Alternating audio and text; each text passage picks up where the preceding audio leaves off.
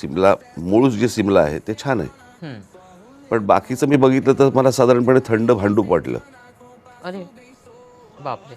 हा म्हणजे ते का डोंगरावर बरं? एकावर एक एकावर एक एकावर एक घरं घरं घरं घरं हम्म.